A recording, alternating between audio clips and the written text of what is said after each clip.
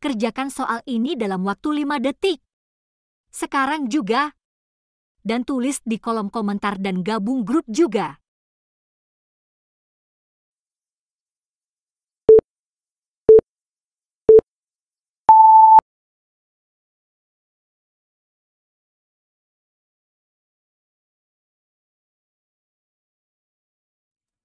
Halo teman-teman, mari kita bahas soal tentang verbal silogisme. Seluruh pemain sepak bola memiliki stamina yang tinggi. Sebagian pemain sepak bola merupakan binaragawan.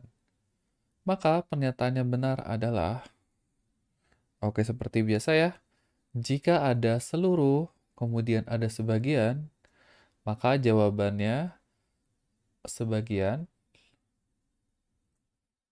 atau ada, atau beberapa, dan lain-lain ya. Jadi kalau ada jawaban yang seluruh atau semua, itu bisa kita eliminasi. Berarti ini yang B ada kata seluruh nih. Berarti bisa kita abaikan langsung yang B.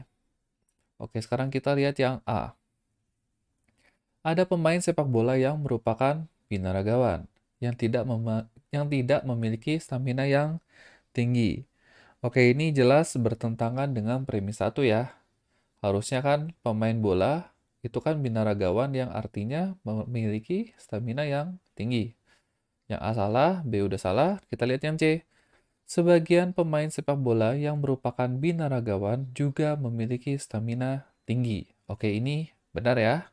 Jadi jawabannya yang C.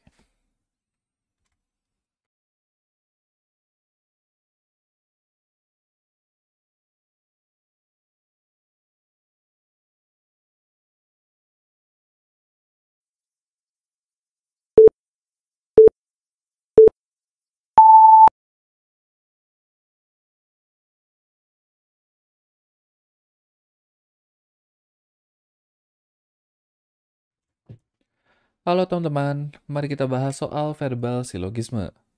Semua makanan dan minuman beralkohol difermentasi menggunakan ragi. Beberapa makanan dan minuman tidak beralkohol difermentasi menggunakan ragi.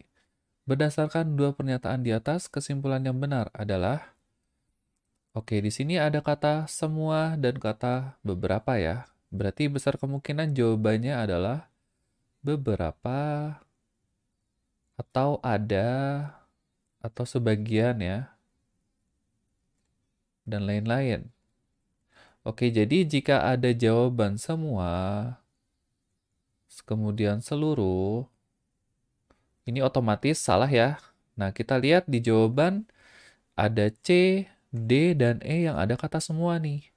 Ini otomatis salah. Bisa kita eliminasi nih. Jadi kita tinggal fokus jawab A sama B. Kita lihat yang A. Ada makanan dan minuman beralkohol yang tidak difermentasi menggunakan ragi. Oke, ini jelas salah ya, karena ini bertentangan dengan pernyataan pertama. Karena semua makanan dan minuman beralkohol difermentasi menggunakan ragi ya. Oke, berarti jawabannya adalah B. Beberapa makanan dan minuman tidak beralkohol difermentasi dengan agen selain ragi.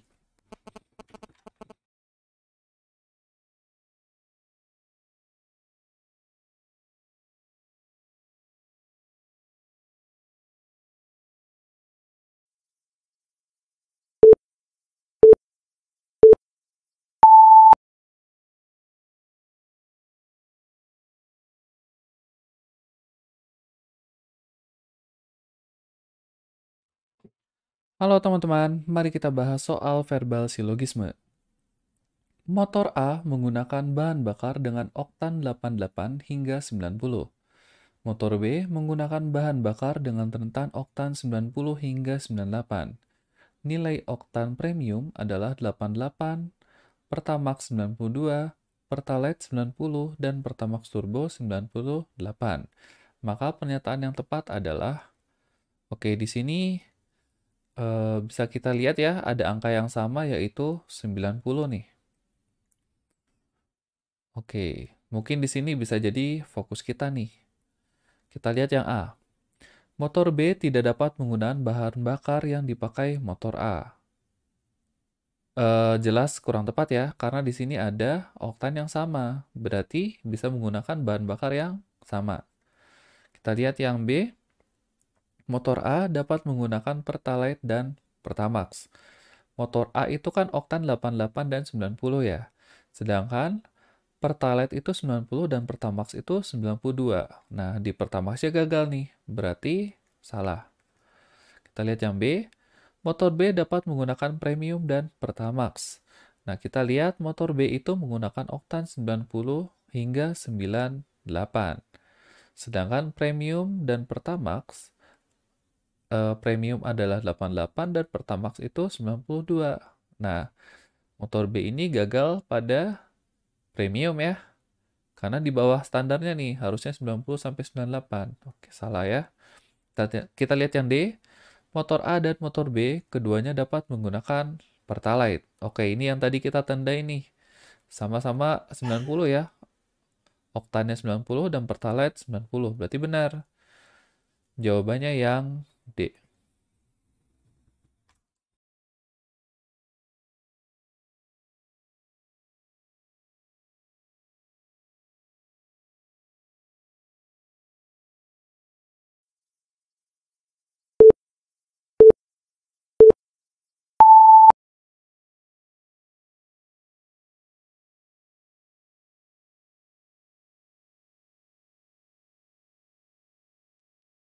Halo teman-teman, mari kita bahas soal silogisme. Budi memiliki skor uji mengemudi 90 dan uji teori 85. Burhan berhak menerima SIM.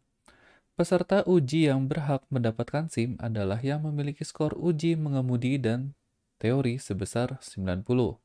Maka pernyataan yang tepat adalah, oke kita langsung cek jawabannya. Yang A, nilai skor uji mengemudi Burhan lebih besar dari skor uji mengemudi Budi. Oke, ini kurang tepat ya. Karena pada soal karena tidak diketahui nilai pastinya si Burhan nih berapa. Jadi kita nggak bisa nih. Kita lihat yang B, Budi tak berhak mendapatkan SIM. Oke, ini betul ya. Kenapa? Karena nilai uji teori Budi itu di bawah 90. Berarti langsung jawabannya yang B ya.